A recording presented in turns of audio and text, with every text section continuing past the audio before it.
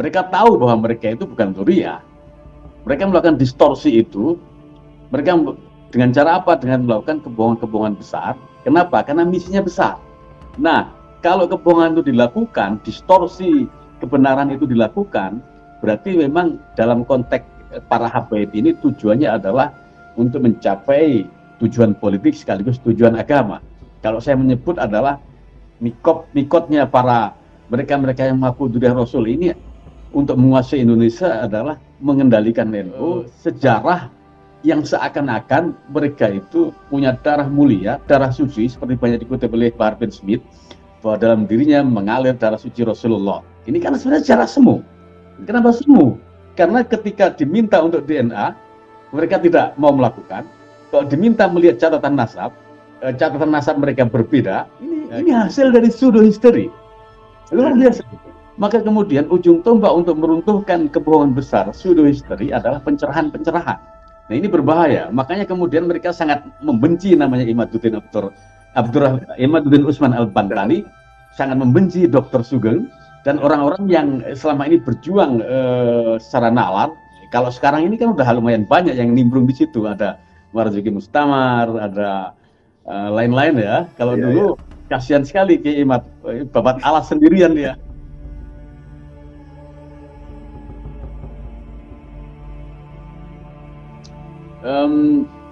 Iya, sebenarnya saya hanya sekilas saja semalam menyinggung tentang teori konspirasi, utamanya dalam melihat atau untuk melihat perspektif apa yang terjadi dinamika para habaib ini, khususnya Habib Lutfi.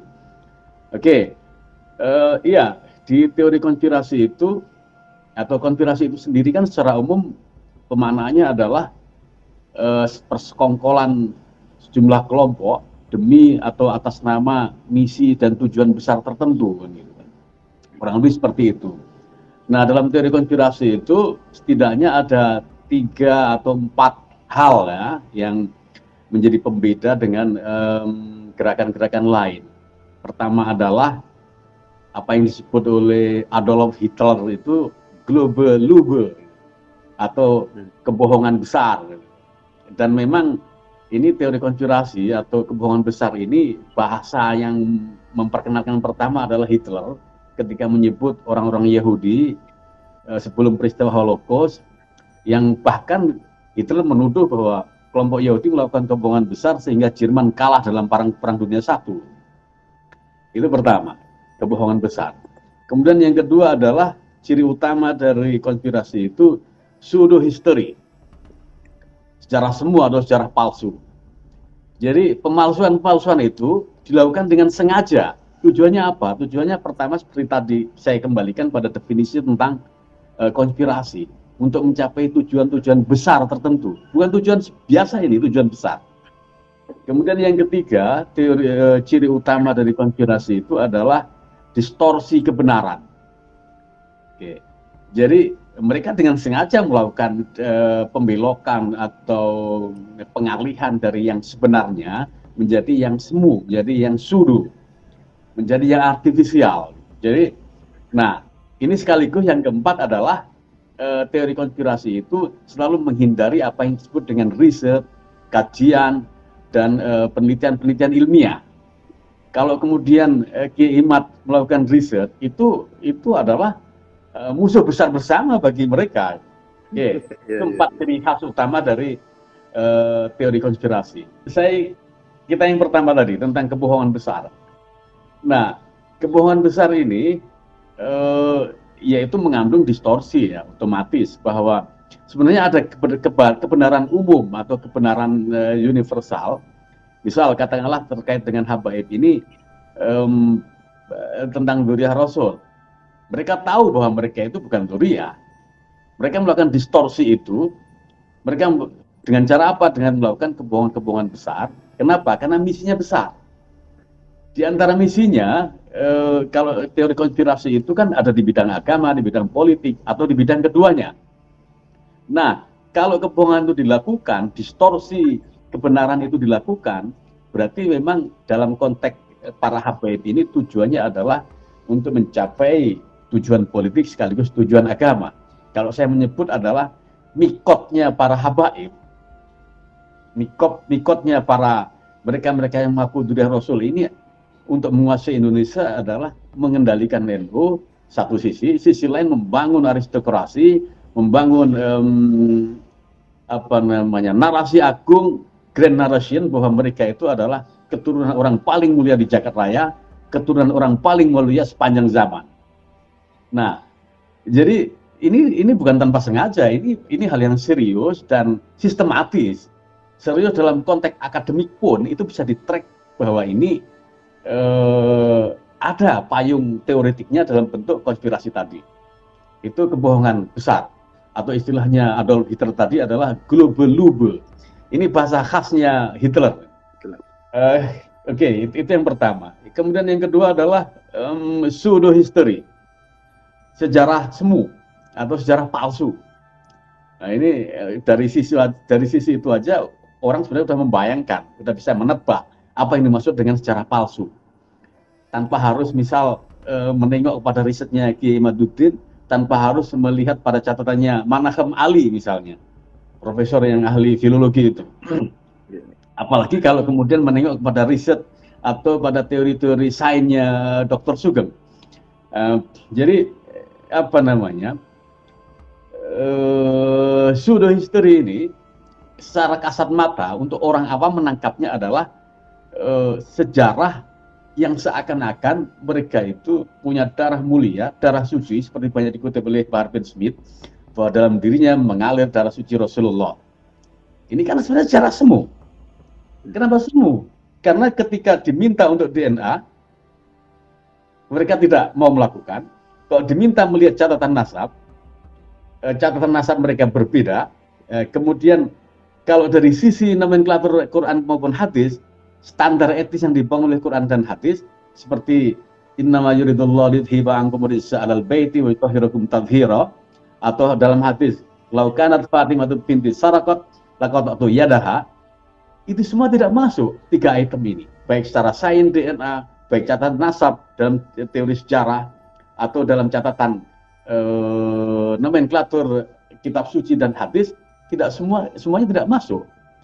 Kalau semuanya tidak masuk, maka mereka kemudian karena menginginkan tujuan besar tercapai dalam konteks penguasaan agama dan negara, politik di negeri ini, mereka kemudian melakukan apa yang disebut dengan pseudo history. Lagi-lagi ini dengan sengaja disiapkan secara serius, algoritmanya jelas.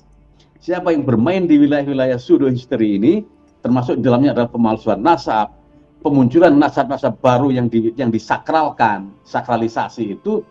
Di samping secara ekonomi mendatangkan sedekah-sedekah, saya mendapat informasi bahwa konon satu makam palsu itu dalam setahun ada karungan uang sedekah gambar Bung Karno merah-merah itu, kemudian dikirim ke satu tokoh yang selama ini kita kenal. Ini hasil dari pseudo history, luar biasa. Maka kemudian ujung tombak untuk meruntuhkan kebohongan besar pseudo history adalah pencerahan. Dan ketika dilakukan pencerahan baik berupa riset, baik tes DNA dan macam-macam, itu otomatis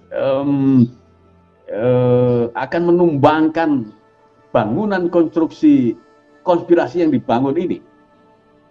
Nah ini berbahaya, makanya kemudian mereka sangat membenci namanya Imaduddin Usman Al-Bantani, sangat membenci Dr. Sugeng, dan orang-orang yang selama ini berjuang secara nalar.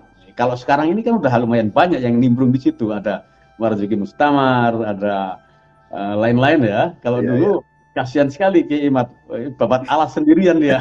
Yang pertama adalah kebohongan besar, yang kedua pseudo history, cara palsu, kemudian yang ketiga adalah mereka menghindari riset, kemudian sains, kajian-kajian ilmiah. Kenapa? Karena dengan ketika muncul riset, ketika muncul sains, ketika muncul kajian-kajian ilmiah, kebohongan besar itu akan runtuh, pseudo history itu akan kebuka misterinya.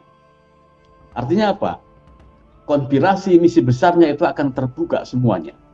Kalau itu terbuka berarti misi besarnya untuk menguasai dengan tujuan-tujuan besar itu gagal, sirna. Maka sebenarnya tokoh yang paling dalam tanda kutip dibenci oleh kelompok ini adalah lagi-lagi yang menambuh genderang perang Kiai Imaduddin Usman dan kawan-kawan itu. Ya, Kenapa? Ya karena memang salah satu dari ciri teori konspirasi itu menghindari apa yang disebut dengan riset ilmiah, kajian-kajian ilmiah, kajian-kajian sains. Kemudian yang terakhir, yang keempat adalah distorsi kebenaran.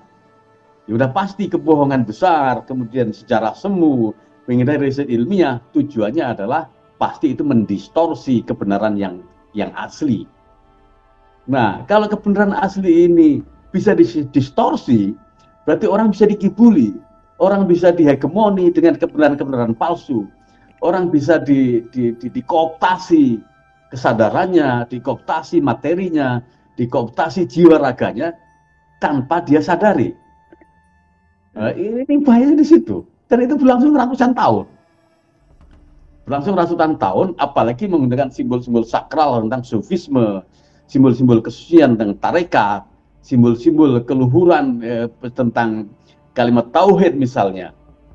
Jadi walaupun kita juga tidak menafikan bahwa kelompok mereka itu juga tidak sedikit yang memang lurus-lurus saja, tidak sedikit yang melakukan ritual riyadhah lahir batin untuk mencapai keluhuran sejati atau ketauhidan esensi atau spiritualisme yang orisinil itu ada juga. Tapi yang ketangkap ketika secara apa namanya ada operasi, saya menyebutnya operasi ya, operasi tentang sakralisasi makam-makam dan semacamnya, itu tentu itu bertolak belakang dengan misi utama dari sufisme, misi utama dari tarekat, misi utama dari keislaman ini.